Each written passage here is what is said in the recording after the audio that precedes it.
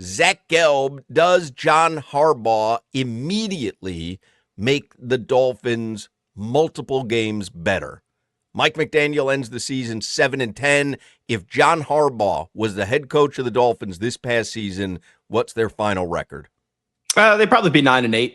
That would be my guess. I think it's a 2-win improvement. Also, the Dolphins put lipstick on a pig at the end of the season, so it inflates a little bit, the job that Mike McDaniel did, which was really not much.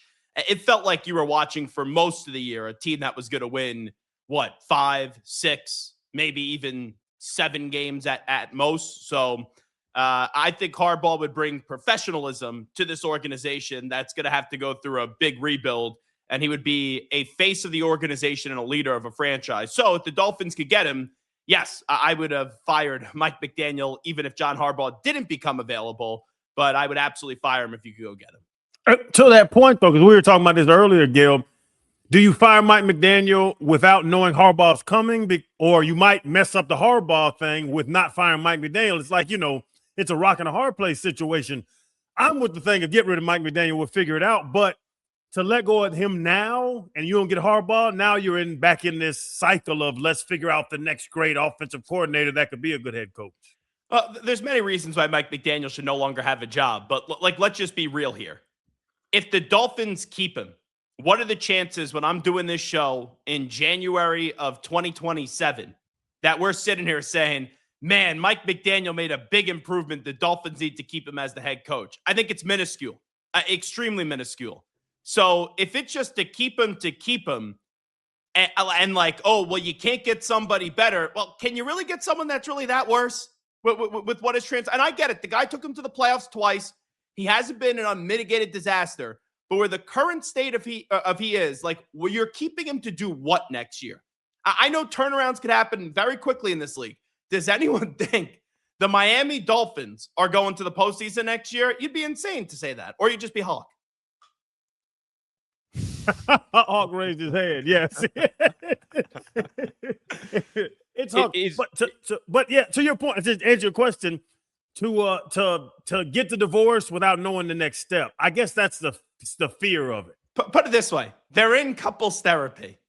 They know this marriage is not salvageable, and they are now yelling in couples therapy. And you're saying to yourself, all right, I'll put up with it for 3 or 4 more months to make it look like I'm doing the right thing. You know it. She knows it.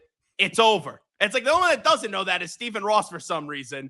And he keeps on paying the check. So until Stephen Ross realizes, oh my goodness gracious, I'm old, I don't know how many more opportunities I have to go try to compete for this thing, then I guess he's going to continue to keep Mike McDaniel because he likes him and he's funny at the podium. Like, give me a break. Stephen Ross loves the therapist. That's why he continues going. He thinks he's going to end up with the therapist. He's Tony Soprano, going to go see Dr. Melfi. He thinks he's going to end up bagging the therapist. Here's the thing, though, Gelb, because, look, I thought, and we've talked about this a million times, they should have cleaned house. I think Mike McDaniel, it's run its course in Miami. Mm-hmm. But is he well-respected around the league in terms of his approach to the game? And because I think, how it's being painted here is, hey, he had a quarterback situation that just died at the end, and the general manager situation, the GM didn't put him in a good spot. And they think that he's capable with another quarterback and another general manager in a better situation to truly show how great of a head coach he is. And I think there's a lot of people around the league. We don't down here because we're just sick of it after 4 years. But I think the notion around the league is that Mike McDaniel truly not only is a good head coach, but is well respected in terms of his offensive abilities as well. To me, good offensive mind. He's more of an offensive coordinator than a head coach. The professionalism, the day-to-day operations, him just speaking at the podium, he causes more problems for himself. And I think there are people in the media that go, oh, I'm not saying he's a bad guy. Like, let me be clear. But they go, oh, Mike McDaniel, he's great. He's unbelievable because he's entertaining to cover. But when you're not winning, I don't care if you're the greatest comedian in the world at the podium, you're not a great head football coach. Have there been coaches that have got second chances that have been far and away worse than Mike McDaniel? Absolutely. I'm not sitting here and saying he'll never get a second opportunity to be a head coach.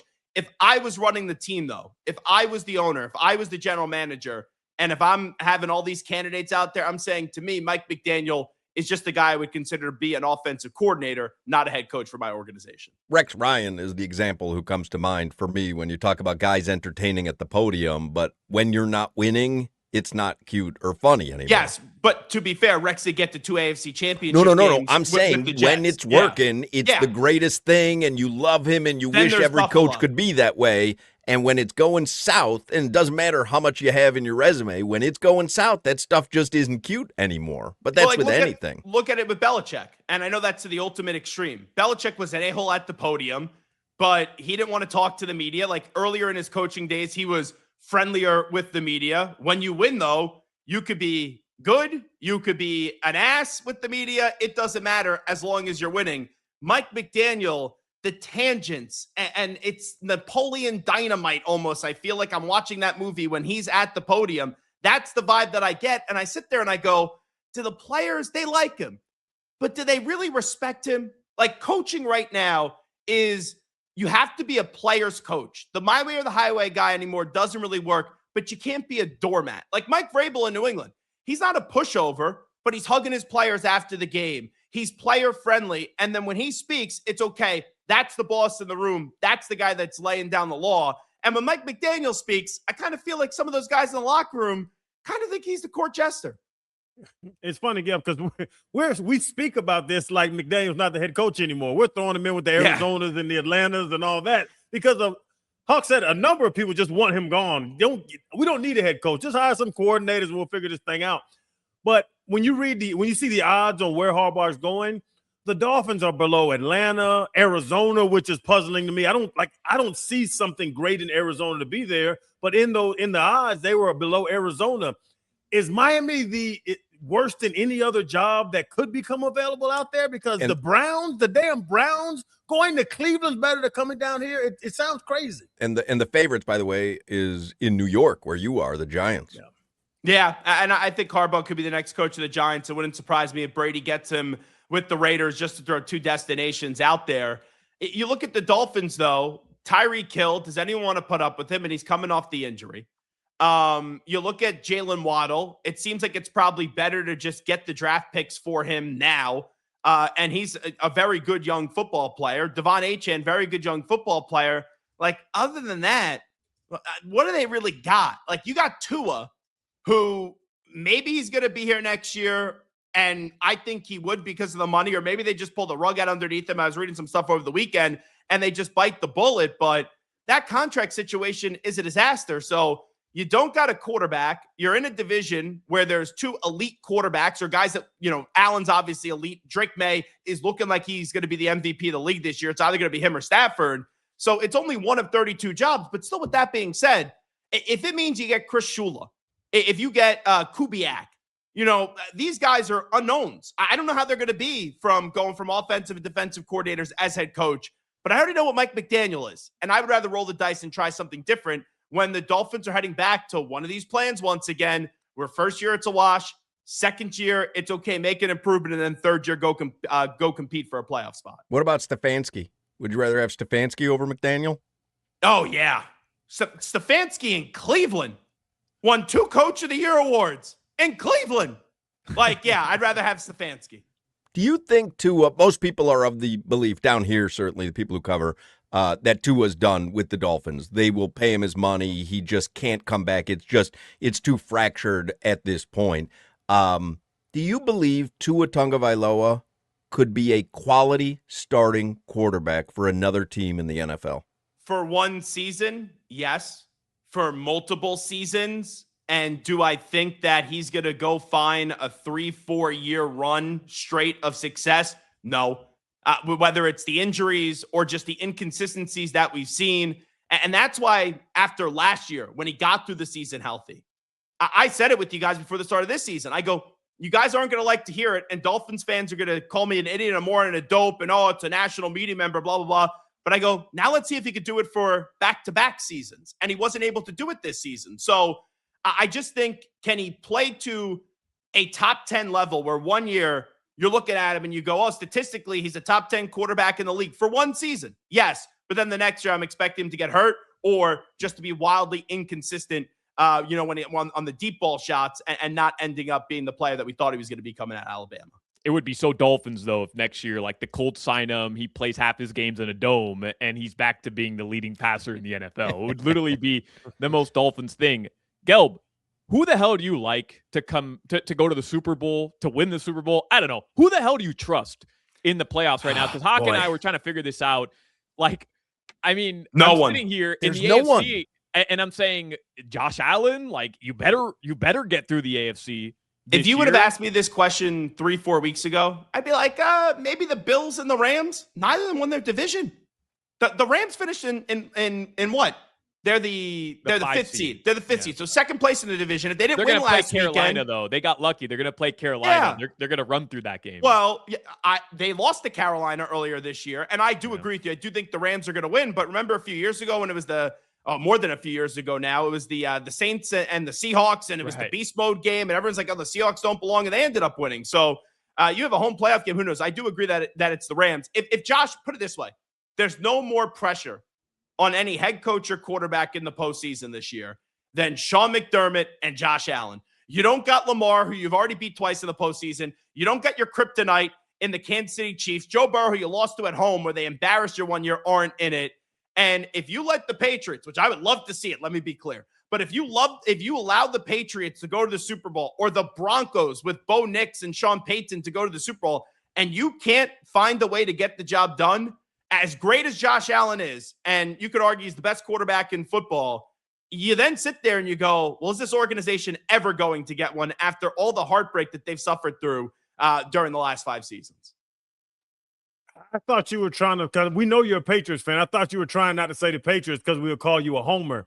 But no, I wouldn't care. You know me better than this. I will come on the show and tell you that Solana basically, I can't say what I wanted to say, but Solana massages the Miami Heat a lot. I will say here that Hawk, I'm at the Winter Classic right there. How about Solana putting up a montage?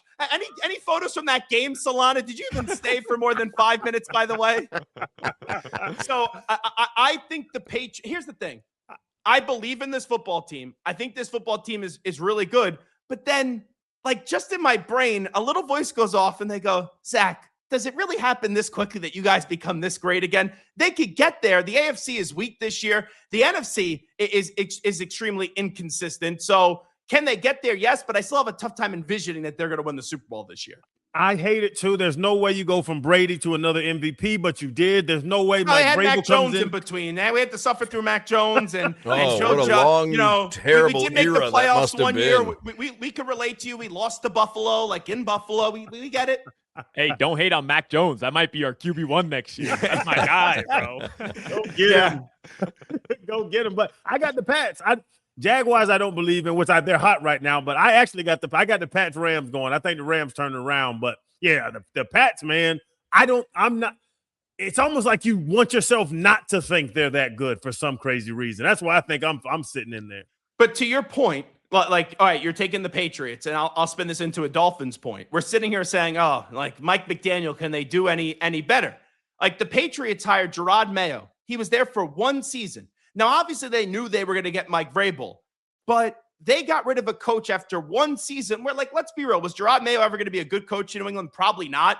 But was he deserving of getting fired with the roster that he had? Also probably not. But Robert Kraft sat there and he said, I just feel as if this isn't going to work. I made a mistake. Let me not keep him around for 3-4 more seasons. Rip off the Band-Aid now and go get Mike Vrabel. And instantly, if you have a coach and a quarterback in this league, it's not as if the Patriots have this, like, unbelievable, tremendous roster. Things could change very quickly.